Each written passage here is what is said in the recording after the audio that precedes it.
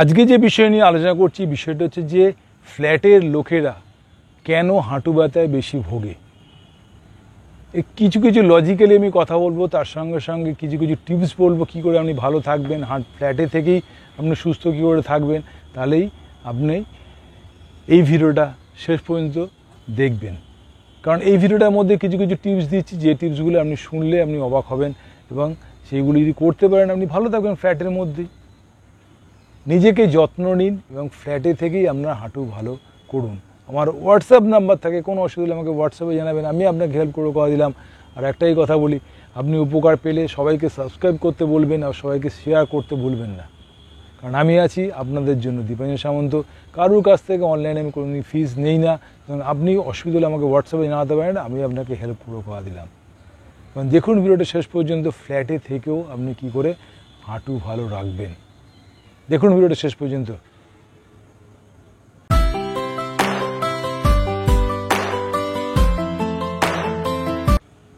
আজকে যে বিষয় নিয়ে কথা বলছি, আপনি ফ্ল্যাটে আছেন, আপনার হাঁটু ব্যথা প্রচুর পরিমাণে বেড়েছে, কিন্তু যে লোকেরা ফ্ল্যাটে নেই, নিজস্ব বাড়িতে থাকে বা রাস্তা বেশিরভাগ সময় মুভমেন্ট করে, তাদের হাঁটু ব্যথা কম।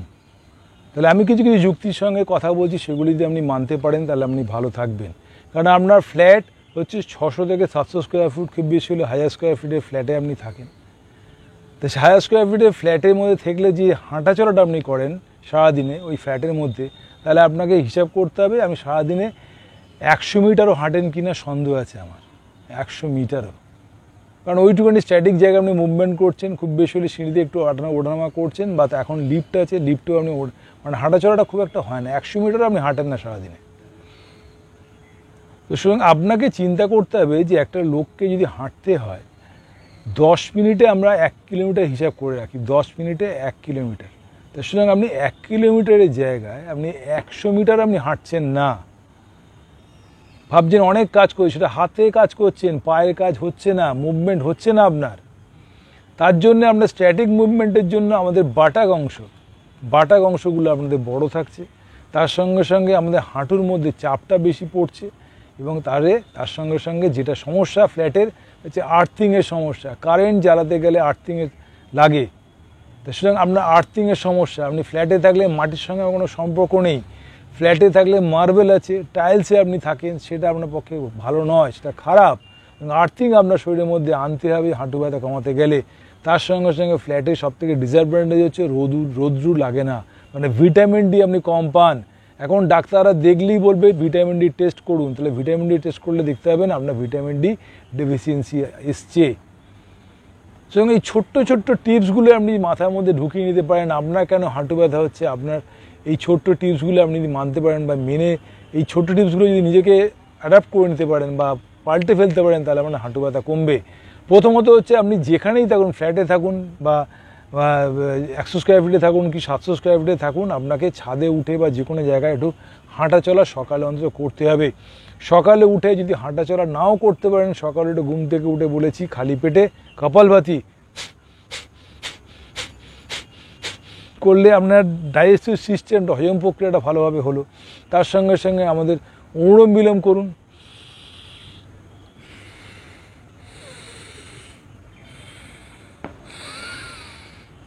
করলে আপনাদের ইএনটি সমস্যাগুলো ঠিক থাকলো। ভ্রামরি করুন,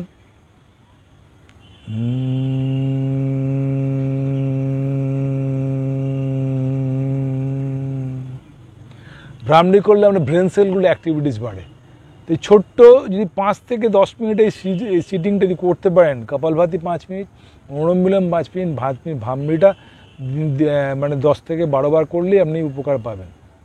এই 3টে জিনিস আপনি যদি ঘরে বসেই করতে পারেন, আপনার হজম প্রক্রিয়া ঠিক মতো হবে। হজম মানে হচ্ছে অ্যাসিডিটির সমস্যা, কনস্টিপেশনের সমস্যা, তার সঙ্গে সঙ্গে আমাদের কিছু খেলে অ্যাসিড রিফ্লাক্সে যে পেটে গ্যাস হয়, হজম হয়, গলায় করে, সেগুলো আপনার কমে যাবে যদি রেগুলার ওয়াইজ কপালভাতি করতে পারেন।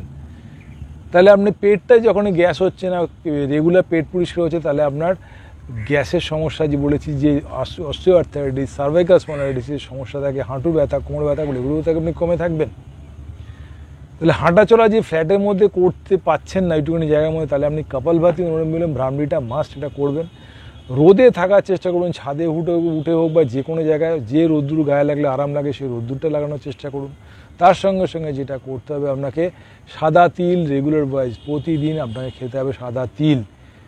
রাত্রে ভিজিয়ে রেখে সকালে খেতে পারেন, তরকারির সঙ্গে খেতে পারেন, বেটে খেতে পারেন। চিনি খাওয়া টোটালি বন্ধ করতে হবে। চিনি আপনার শরীরের মতো সবথেকে বিষাক্ত জিনিস চিনি, বা চিনি জাতীয় জিনিস খাওয়া বন্ধ করুন।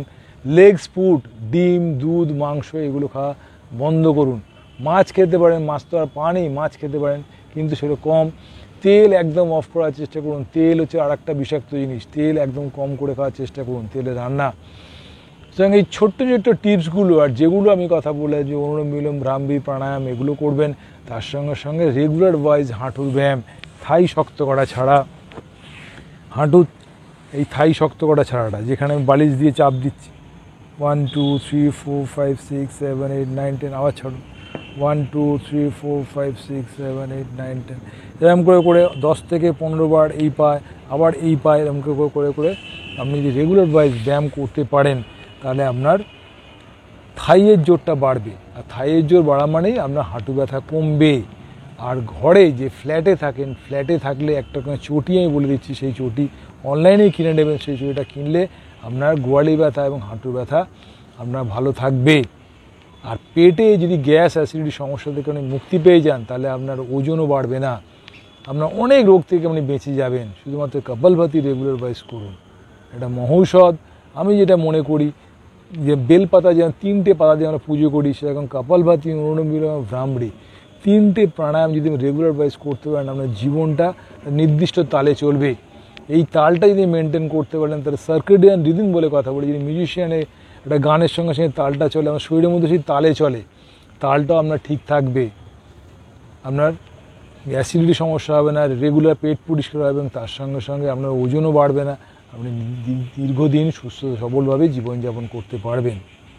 বিশেষ করে মায়েদের স্ট্যাটিক লাইফ, রান্নাঘরে থেকে আমাদের জীবনটা কেটে যায়, রান্নাঘর আর ঘরের মধ্যে মুভমেন্ট করা, হাঁটা চলার জায়গা থাকে না, তাহলে এই ব্যায়ামগুলো আপনি করবেন। থাই শক্ত করার দিকে মাথায় দিন। আমার প্রচুর ভিডিও আছে এই বিষয়ে, সেগুলো আপনি দেখবেন, সেই ব্যায়ামগুলো আপনি ফলো করতে পারেন, আপনি উপকার পাবেনই পাবেন। আর আমার হোয়াটসঅ্যাপ নাম্বার থাকে, কোনো অসুবিধা আমাকে হোয়াটসঅ্যাপে জানাবেন, আমি আপনাকে হেল্প করবো। মা আমি অনেক হেল্প করবো, গুরুজনদের বলছি, আমি আপনার বাড়ির ছেলে দীপায়ন সামন্ত, কারো কাছ থেকে কোনোদিন পয়সা নেই না অনলাইনে, এবং আপনার ভালোর জন্য এই ভিডিওগুলো দিয়ে আপনি ভালো থাকুন সেটাই আমি চাই।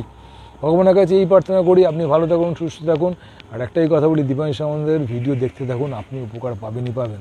সবাইকে আমার কথা বলুন, আপনাকে শেয়ার করতে বলুন, শেয়ার করুন সবাইকে, আমার কথা শুনে তাকে বলুন ভিডিও চ্যানেল সাবস্ক্রাইব করে নেয়, তারাও যেন দেখতে পায়। এই বিষয়ে ফিজিক্যাল রিলেটেড প্রচুর ভিডিও আমার আছে, সেগুলো দেখলে আপনি উপকার পাবেন, কোনো না কোনো ক্ষেত্রে আপনি উপকার পাবেন। মায়েদের এবং গুরুজনদের নমস্কার করে ভালো থাকুন, আর ভিডিও দেখতে থাকুন। নমস্কার।